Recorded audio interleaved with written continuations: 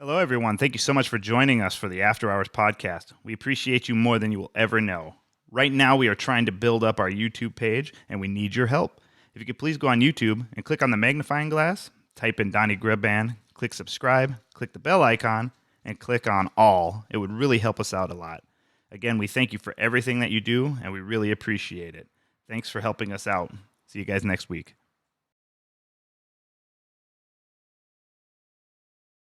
That's rare.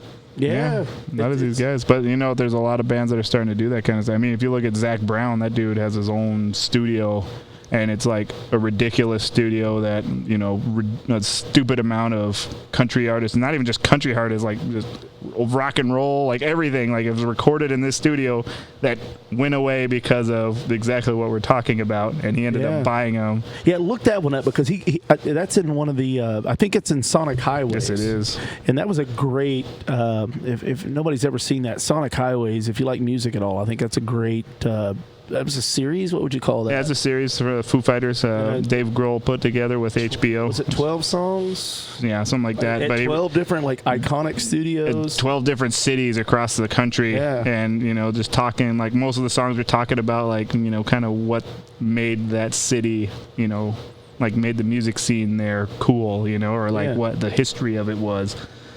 And that was a pretty ballsy attempt. Like, he's a bad dude, man. I really... Grohl. Yeah, Grohl. Well, Zac Brown and Grohl are fucking awesome. But this studio, I can't remember the name, but it was an old church. Southern Ground? Yeah, it was an old church in Nashville. Oh, no, Monument Records. That's what, I'm assuming that's what it's called now. I don't know if that's what it's always been called. Let's see if I can click on their webpage. He had all the old studio, what do you call them, the not records, but the logs. Yeah, it's the logs. And they Waylon and Dolly. And they left master recordings in there. So he has like all these people's master recordings. That's kind of important. Insane. Yeah. And he just bought it. Yeah, I got to see. It's called Southern Ground Studio. Southern Ground, that's it. Yeah. And it was kind of it's kind of like on par with like RCA Studio A. No, it was straight up, man. Like it's a joke. It's a converted church. Like that room has a sound. I think it's one of those. Yeah, no, churches just sound awesome to begin with. Yeah, and it sounds awesome. I got to see if I can find what the history is of this Southern Grounds here a little bit. It'd be cool if, like, there's a Wikipedia, because everybody knows Wikipedia has the most up-to-date and factual information on it. It's up to date whether or not it's correct. But I've won a lot of arguments with incorrect information from Wikipedia. It was originally built in 1897, and it says 1903. I don't know how, maybe it took that long to build. Yeah. It was a Cumberland Presbyterian Church until the mid-1950s. After a stint as a VFW post, the facility was purchased by Fred Foster, owner of famed recording company Monument Records. So apparently it's always just been Monument Studio, but it looks like Columbia had a connection with that. Ownership, maybe? Or? Yeah. What's interesting, it's a church, so Monument, I wonder if there's probably something attached to it. I don't know. Well, I don't know. Like, why is it called Monument? Graveyard maybe attached to it. Something, but that's a... Yeah, well, that'd be interesting if it built a recording studio with a graveyard attached to it. I don't know. That didn't work out so well in the Poltergeist, so... Yeah, right. That was just a house. I think it's just called Monument Record. It's Monument Studio because the recording company was called Monument Records. There you go. And Mort Thomason. Sorry. This went through puberty right there. I heard that. That was good. Hello. Wow, yeah, Chris Christopherson's first 3 albums were recorded there. Yeah, like there's no jokes. I think I saw that Elvis recorded there too. Yeah. Like that's not a joke. No. And he just bought it and saved it. Like you said, the masters, and they're telling what he's got a hold of. But he's been another guy that went, it was... he went completely against it was Chicken Fried, I think, was the one that he specifically said nobody could record this and one. Somebody recorded it, and it was like... Well, he didn't say can't record it. I think he said they can't... it can't be their single. Like, it can't be the song that they're promoting. And then a band did it. I can't remember. And he pulled it. And they straight up they couldn't play it on the radio anymore. Yeah. And it that's interesting. Yeah, who is that? I don't even know if they're even around anymore. You should probably look up the song. Chicken friend. Man, I can't say talk when I'm chicken friend? talking. Yeah, I can't type when I'm Yeah, I talking. would definitely not type in chicken friend. Right. No telling on the internet what will come up. Right. Let's see here. Who? I saw my last search on there. Who recorded Chicken Friend? You have to explain that to Janelle. Like, she will not. Like, what are you looking up? Yeah, she knows I would look up weird stuff. Yeah, she has met you. Let's see here. Who recorded it? So, Little Big Town, I think, was who it was. Oh, wow, really? Yeah, I think it was Little Big Town. Wow. Yeah, let me double check here. But talk about a guy that, again, that stuck to his guns. He was living in a van. No, dude, he straight up went to the like biggest producer in Nashville. Like, basically, like, everybody's like, dude, you're committing suicide if you do that. And he's like, fuck you. Yeah, I'm good. Get rid of that song. That's not cool. And then one of the other producers that was a big deal in town was like, dude, I like that, and I want you to work with me. Yeah, it's funny. Sometimes rarely does it work out where you feel like you're making a terrible mistake and it works out like that. Right. But sometimes showing the balls to do that kind of a thing, really helps. Yeah, but I don't think people realize like what a monster guitar player Zac Brown is. If anybody's listening and they want to hear the great guitar, look up on YouTube Zac Brown Alabama Jubilee, and it's at his house with I'll think of it in a second. Another great guitar player playing acoustic, and there's like kids hanging around his ankles, and like it's some of the like most amazing picking you will ever. It's at his house. Okay, so Zac Brown Alabama Jubilee acoustic. Is it just Alabama Jubilee Zac Brown Band live? No, it's acoustic. Let's see if I can. Because I can play it up on this thing. I mean, he plays acoustic anyway. Alabama Jubilee. I mean, this looks like it's at a house, so I'll just play this. Oh, you can do that? Yes, sir. Wow, let's see. I have the technology.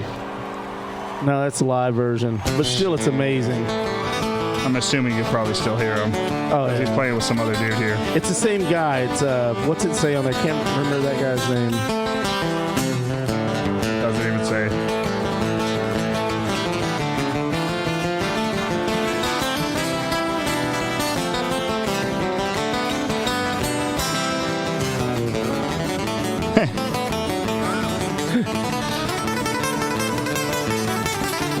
And this is the other dude playing right now. I actually have it right here. I have it, but it's just tell me what it is so I can find it. Well, here. Just what did you search? Can I see that? Well, what I told you. It's just that was loud. But it's gonna have that opening screenshot. Oh, okay. So yeah, I saw that one. That's Zac Brown. I'm just not used to Zac Brown's bald head. Yeah. This is in his house.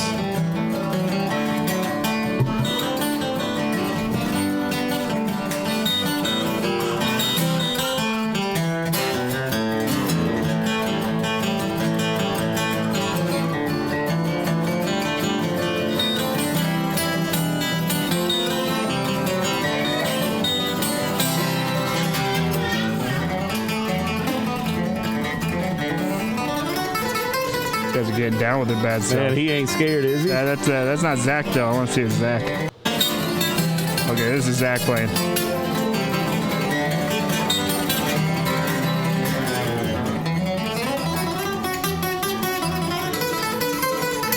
Yeah, these guys are awesome, dude. My first time, like, actually getting a taste of that fella, like, playing like he can, You said never say that again. I'm gonna say it out loud again. The first time I got a taste of that fella playing was when he actually did the Country Music Awards, and Dave Grohl was playing with him. They did Double Went Down to Georgia, and he had that solo. It was stupid. Oh yeah, there's oh yeah, he did. He did a cool one too with Dave Grohl and Bruce Springsteen, I think, and they did "Fortunate Son," and that was pretty cool. See if I can just find his solo, dude, because it was the most ridiculous thing. We can watch this dude just kill it. He's ridiculous. I'm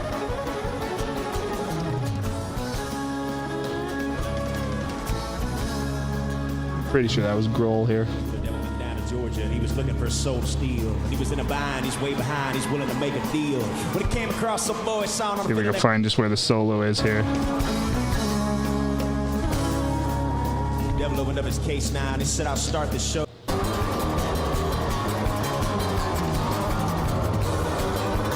All right, it has to be around this time. This whole band is stupid good, man. Oh, they're insane. You know, even though they. Oh wait.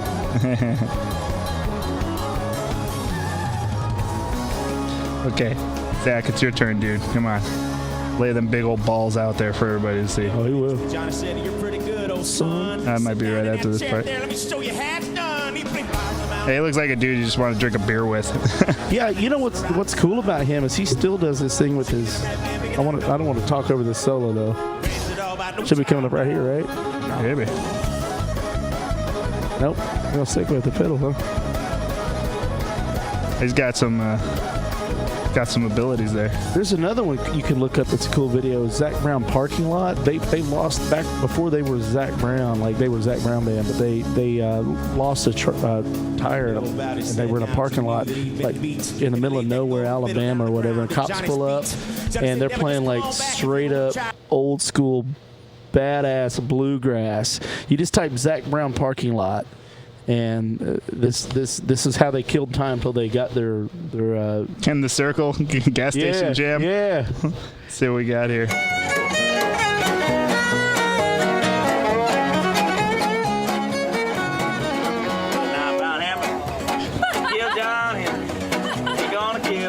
See, this is why it's awesome being a musician, dude. Like, you can break down, just like, hey, you just want to play? Yeah, they just lost a tire on their bus, and so like, yeah, we've got time. There's cops that pull up, and I was like, you all right, guys? Yeah, totally. We're just playing some music together. Just don't search us for drugs. Please, God. You can't just do that, remember? Well, a 9-pound hammer is a little too heavy for my soul. That's so awesome, man. Roll on, buddy. Yeah, they ain't mad about AAA. They're just like, hey, we're cool. Girl, that's how I feel when you love me. I'm on top of the world. Yeah. When you love me, I can live forever. When you love me, I am untouched. Yeah, these guys get down with their bad self, man.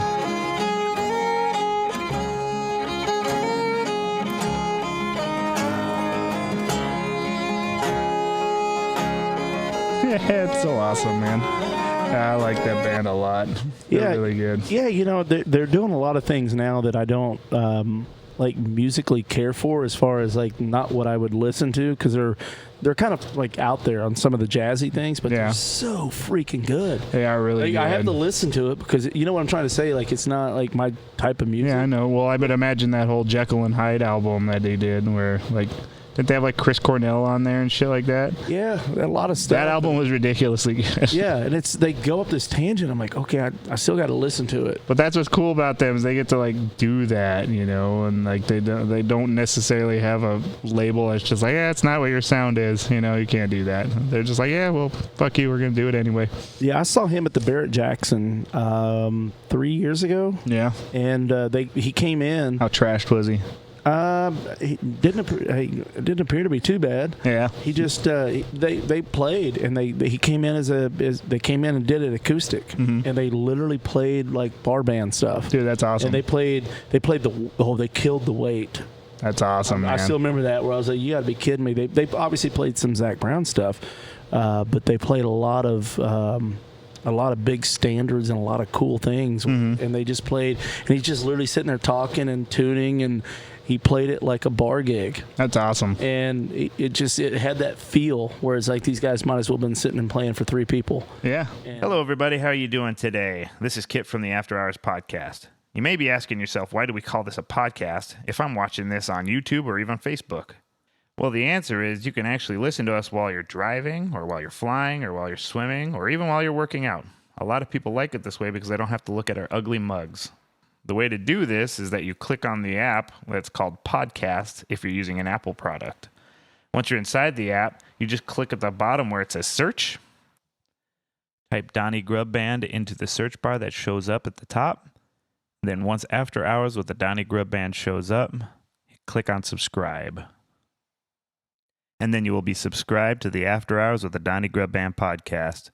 So now anytime that we release a new podcast, you should get a notification and you should be able to find it really easily so that you can listen to it in your day-to-day events. Thank you so much for hanging out with us. We really appreciate you guys. We will see you next week.